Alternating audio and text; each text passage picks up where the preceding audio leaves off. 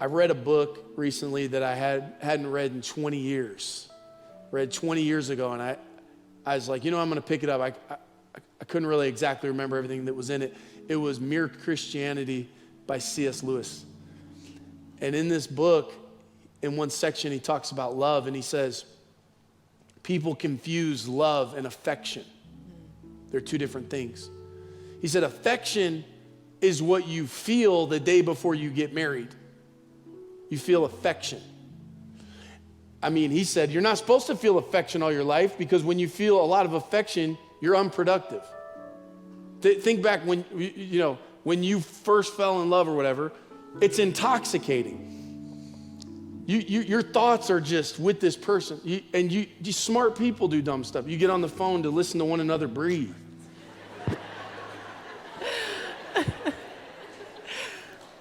You're not productive. The world would come to a stop if everybody had affection all the time.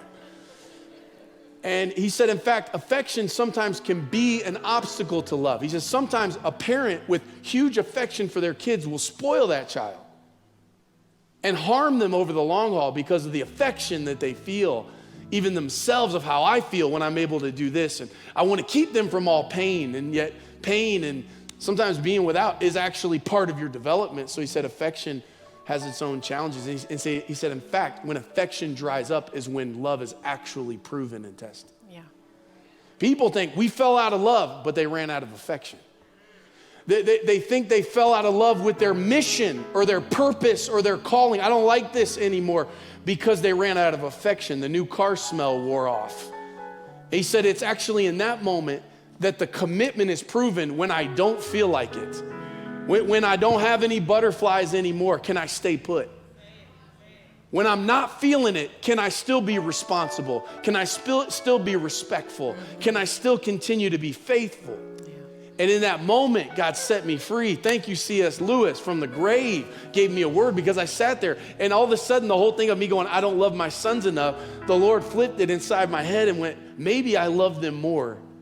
Maybe the fact that this is kind of easy over here because it's just dripping in affection. But over here, I lack the affection, I lack the emotion, and yet in that, the love is proven. I'm going to read you a few excerpts of the book because C.S. says it way better than I can. He said, love in a Christian sense does not mean emotion.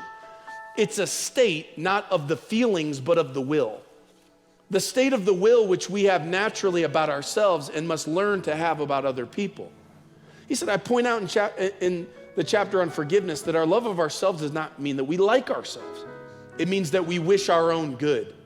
In the same way, Christian love, or charity as he calls it, for our neighbors is quite different thing from liking or affection. We like or are fond of some people and not of others.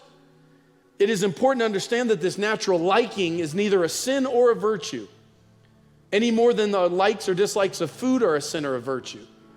It is just a fact. But of course, what we do about it is either sinful or virtuous. Natural liking or affection for people makes it easier to be charitable toward them. It is therefore normally a duty to encourage our affections, to like people as much as we can, just as often our duty to encourage our liking of exercise and wholesome food. Not because this liking is itself a virtue or charity, but because it is a help to it. The rule for all of us is perfectly simple. Do not waste time bothering whether you love your neighbor. Act as if you did. As soon as we do this, we find one of the great secrets. When you are behaving as if you love someone, you will presently come to love him. If you injure someone you dislike, you will find yourself disliking him even more. If you do him a good turn, you will find yourself disliking him less. Consequently, though Christian charity seems like a very cold thing to people whose heads are full of sentimentality, and though it is quite distinct from affection, yet it leads to affection. The difference between a Christian and a worldly man is not the worldly man has only affections or likings, and the Christian man has only charity. The worldly man treats certain people kindly because he likes them. The Christian, trying to treat everyone kindly, finds himself liking more and more people as he goes on, including the people he could not have ever imagined himself liking at the beginning.